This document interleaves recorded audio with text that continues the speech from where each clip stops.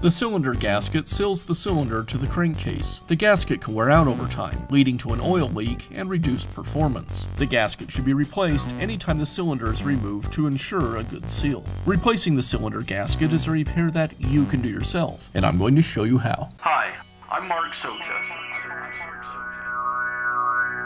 Do-it-yourself repairs like these are easier than you might think. From lawn machines to cordless drills, kitchen mixers, Outdoor grills. our how-to videos walk you through each repair from start to finish. So doing it yourself means never having to do it alone. Let's get started. I'll begin by removing the blower tube from the blower. To unlock the tube lock, I'll insert a screwdriver against the tab, and I'll twist the lock. Now I can remove the tube. Next, I'll remove the lock ring.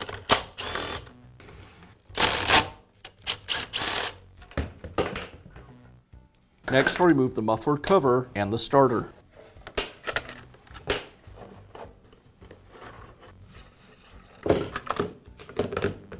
Now I'll remove the pawl assembly. And I'll remove the starter plate.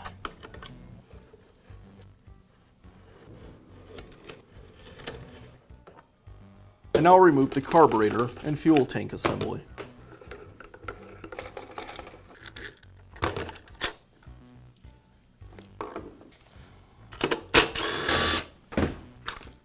Next, I'll remove the upper handle. Note how the wires are routed through the handle, and then remove the other half.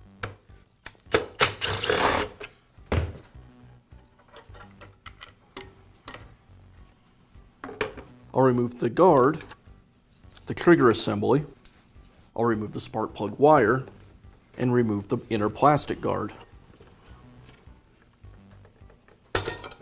Now we'll begin disassembling the blower housing. I'll remove the guard, next the outer portion of the housing, now the impeller, and now I can remove the inner portion of the impeller housing.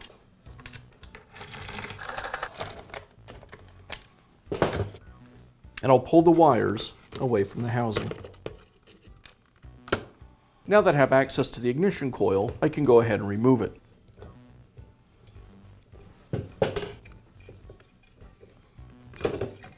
Next, I'll remove the second ignition wire. Next, I'll remove the impeller hub and the flywheel. Next, I'll remove the muffler, the heat shield, and the isolator. And now I'll remove the spark plug. Now I can remove the cylinder from the crankcase.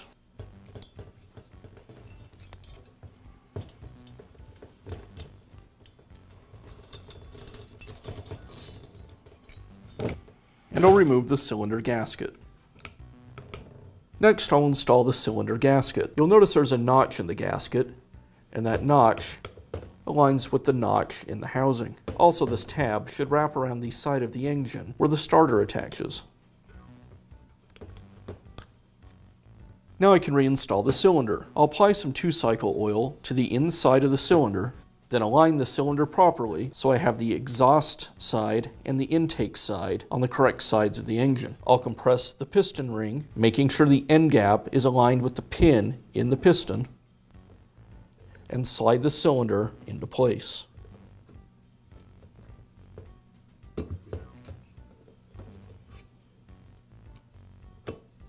An easy way to tell if the cylinder is properly aligned to the crankcase body is the mounting holes for the ignition coil should be on the same side as the tapered shaft for the flywheel. And now I'll secure the cylinder to the crankcase.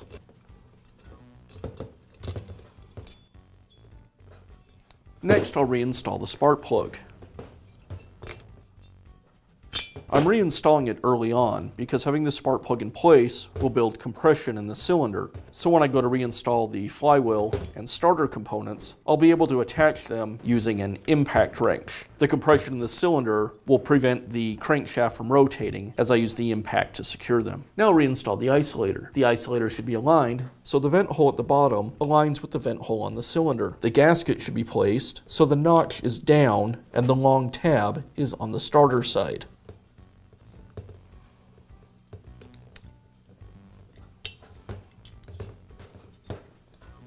Next, I'll reinstall the heat shield.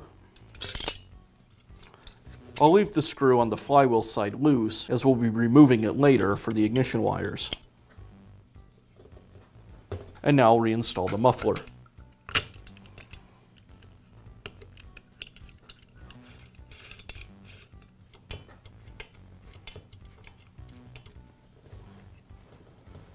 Now I'll reinstall the flywheel and the impeller hub.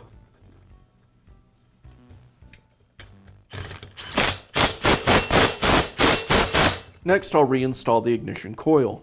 As I reinstall the ignition coil, I need to set the gap between the flywheel magnets and the coil. To do that, I'll use a gapping tool. It's simply a piece of plastic that's 14 thousandths of an inch thick, which is the proper gap for this engine. If you don't have a gapping tool, a thick business card will work as well. I'll place the tool over the magnets and then stick the ignition coil to the magnets. I'll line the grommet with the heat shield. I'll start the screws. Then I'll push the ignition coil firmly against the flywheel and tighten up the screws. Then I can remove the gapping tool. Now I'll reconnect the ignition wires from the handle.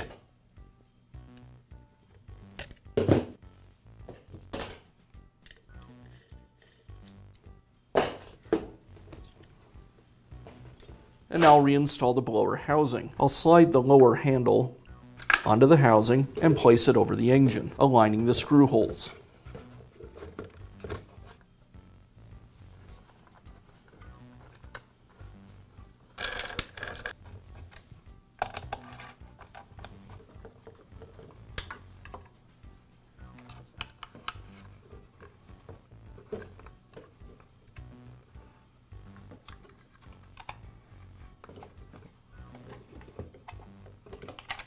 Now I'll reinstall the impeller.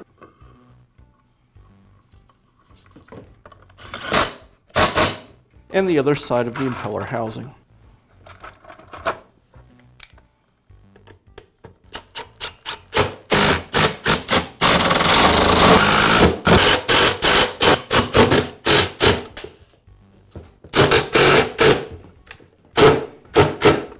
And I'll reinstall the guard.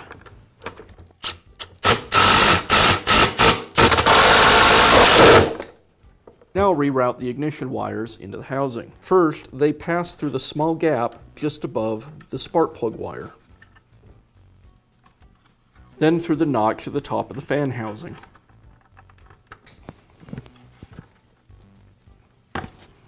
Next, they go through the groove on the front of the housing. Next, I'll install the plastic guard. It slides behind the isolator, and as I install it, I need to thread the spark plug wire through the notch. Now I'll reinstall the trigger and the throttle linkage, along with the linkage cover.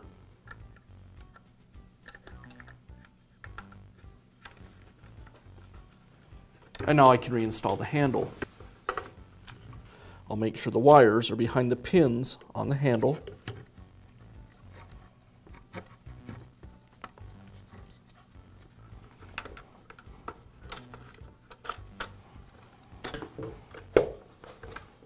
And now I can secure this half of the handle.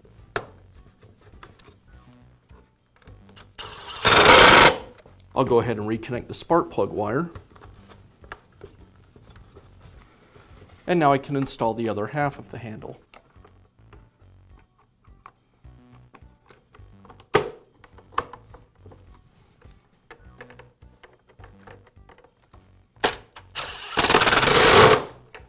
Now reinstall the fuel tank.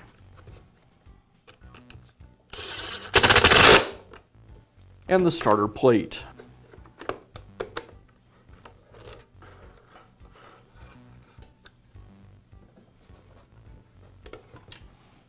Next, the starter pawl assembly.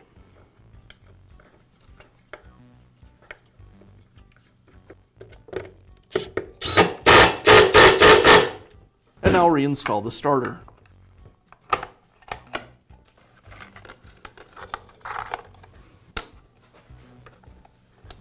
And the muffler cover.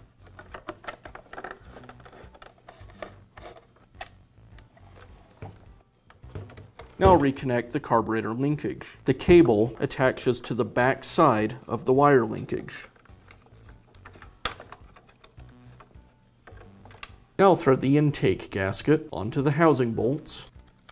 Pass the bolts through the carburetor and through the rear intake gasket.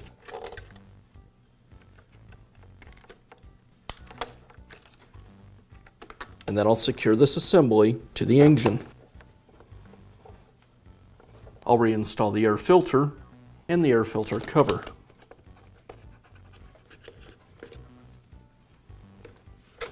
And I'll finish up by reinstalling the blower tube clamp and the blower tube.